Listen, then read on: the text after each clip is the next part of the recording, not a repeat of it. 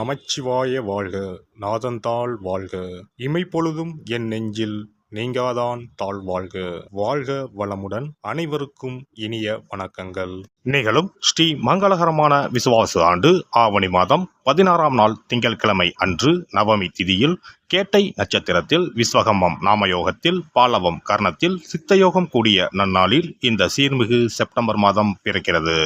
இம்மாத கிரகப்பெயர்ச்சி என எடுத்துக்கொண்டால் சுக்கிர பகவான் 14ஆம் தேதி கடகராசியில் இருந்து சிம்ம ராசிக்கு பயிற்சியாகின்றார். புதன் பகவான் 15ஆம் தேதி சிம்ம ராசியில் இருந்து கன்னி ராசிக்கு பயிற்சியாகின்றார். சூரிய பகவான் 16ஆம் தேதி சிம்ம ராசியில் இருந்து கன்னி ராசிக்கு பயிற்சியாகின்றார். செவ்வாய் பகவான் கன்னி ராசியில் இருந்து துலாம் ராசிக்கு 13ஆம் தேதி பயிற்சியாகின்றார். இந்த கிரக மாற்றங்களால் உங்கள் வாழ்வில் இம்மாதம் ஏற்படக்கூடிய சுப மற்றும் அசுப பலன்கள் என்ன என்பதனையும், அசுப பலன்கள் ஏற்படுமாயின் ராசிக்காரர்கள் செய்ய வேண்டிய பரிகாரம் என்ன என்பதனையும், வணங்க வேண்டிய தெய்வம் யார் என்பதனை பற்றியும் விரிவாக காண்போம்.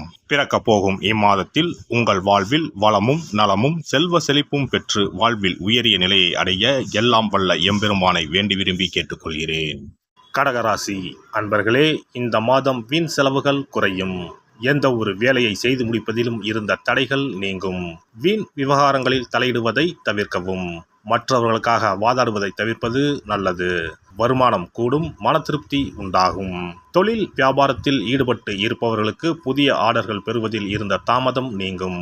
வரவு இருந்த போதிலும் வியாபாரம் தொடர்பாக திடீர் முதலீடு செலவு உண்டாகலாம். உத்தியோகத்தில் இருப்பவர்கள் மிகவும் கவனமுடன் இருப்பது நல்லது. மேலிடத்துடன் கனிவை அனுசரிப்பது மிகவும் நல்லது. உறவினர்கள் நண்பர்கள் உதவியாக இருப்பார்கள். குடும்பத்தில் இருப்பவர்களை அனுசரித்து செல்வது நல்லது. வாழ்க்கை துணையின் உடல் நலத்தில் கவனம் தேவை. பிள்ளைகளுக்காக அலைய வேண்டியிருக்கும். மகிழ்ச்சி உண்டாகும். பெண்களை பொறுத்தவரை அடுத்தவர்கள் பிரச்சனைகளை தீர்க்க முயற்சிகளை மேற்கொள்வதை தவிர்ப்பது நல்லது. தேவையற்ற செலவுகள் ஏற்படலாம். எதிலும் கவனமாக இருப்பது நன்மை தரும். கலைத்துறையினருக்கு எடுத்த முயற்சிகள் சாதகமான பலன் தரும். பணவரத்து அதிகரிக்கும். தொழில் தொடர்பான காரியங்களை யோசித்து செய்வது நல்ல பலனை தரும். வீண் கவலை ஏற்பட்டு நீங்கும். புத்தி சாதுரியத்தால் எல்லாவற்றையும் சமாளித்து வெற்றி காண்பீர்கள். அரசியல் துறையினரை பொறுத்தவரை மேலிடம் நீங்கள் சொல்வதை கேட்டு நடக்கவில்லையே என்ற எண்ணம் ஏற்படும். வழக்குகளில் சாதகமான நிலை காணப்படும். நீங்கள் மற்றவர்களுக்கு உதவிக்கரம் நீட்டுவதில் தயங்க மாட்டீர்கள். பேச்சு திறமை அதிகரிக்கும். மாணவர்கள் ஆசிரியர்களின் உதவியுடன் பாடங்களை சந்தேகம் நீங்கி தெளிவாக படிப்பது நல்லது. மனதில் உற்சாகம் உண்டாகும். நட்சத்திர பலன்கள் புனர்பூசம் 4ஆம் பாதம். இந்த மாதம் உடற்சோர்வு உண்டாகலாம். பூர்வீக சொத்துக்கள் மூலம் வரும் வருமானம் தாமதப்படும். திருமணம் தொடர்பான முயற்சிகளில் சாதகமான நிலை இருக்கும். தொழில் வியாபாரம் தொடர்பான காரியங்களில் எதிர்பாராத தடை ஏற்பட்டு நீங்கும். பணவரத்து அதிகரிக்கும்.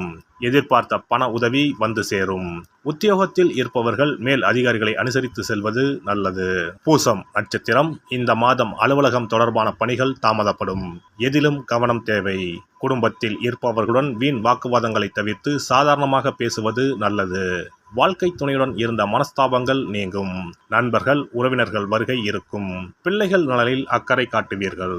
ஆயுள்யம் நட்சத்திரம். இந்த மாதம் வீண் வாக்குவாதங்களை தவிர்ப்பது நல்லது. கடும் முயற்சிகள் பலன் தரும். செலவுகள் அதிகரிக்கும். சாதகமான சூழ்நிலை குடும்பத்தில் காணப்படும். மற்றவர்களுக்கு உதவி செய்ய வேண்டும் என்ற எண்ணம் உண்டாகும். விட்டு சென்ற நண்பர் மீண்டும் வந்து சேர்வார். அதனால் மகிழ்ச்சி உண்டாகும். திங்கள் கிழமையில் ஆதி பராசக்தியை வழிபடுவது காரிய தடைகளை நீக்கும். மன அமைதியை தரும்.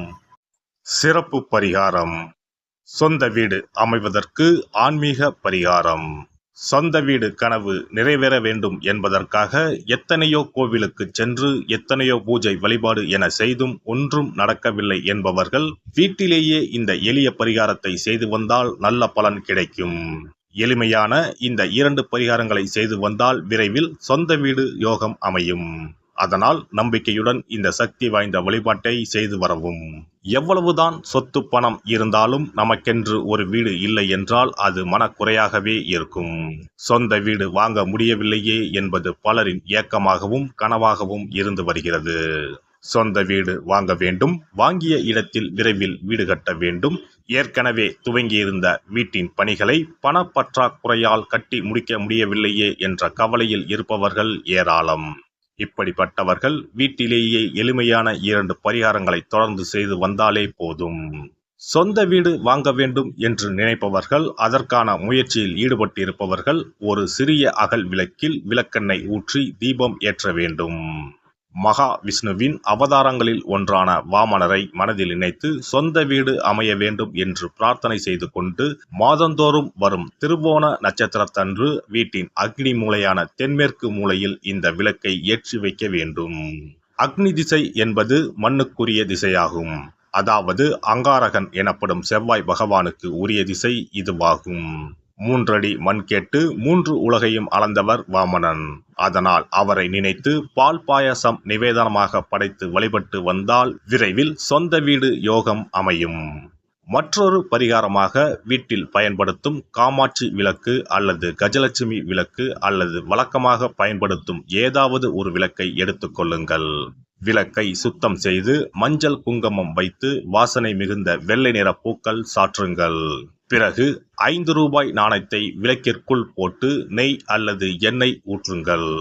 ஒரு சிறிய தட்டின் மத்தியில் மஞ்சள் குங்கும பொட்டு வைத்து அதன் மீது 5 ரூபாய் நாணயத்தை வைத்து நாம் ஏற்கனவே தயார் செய்த விளக்கை இதில் வைத்து விளக்கினை ஏற்ற வேண்டும். தினமும் காலையில் 6 மணி முதல் 7 மணிக்குள் இந்த விளக்கை ஏற்றி வந்தால் விரைவில் வீடு கட்டுவீர்கள். 5 ரூபாய் நாணயம் என்பது குபேரனுக்கு உரியதாகும். இதை விளக்கில் போட்டு ஏற்றுவதால் வீடு கட்டுவதற்கான அல்லது வீடு வாங்குவதற்கான பணம் ஏதாவது ஒரு வழியில் உங்களுக்கு கிடைக்கும்.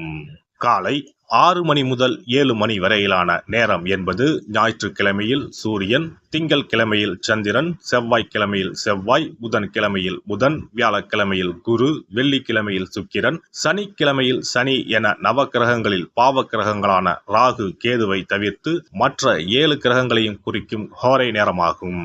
இந்த நேரத்தில் விளக்கு ஏற்றுவதால் நவ கிரகங்களின் அருள் கிடைத்து பூமி யோகம் உண்டாகும்.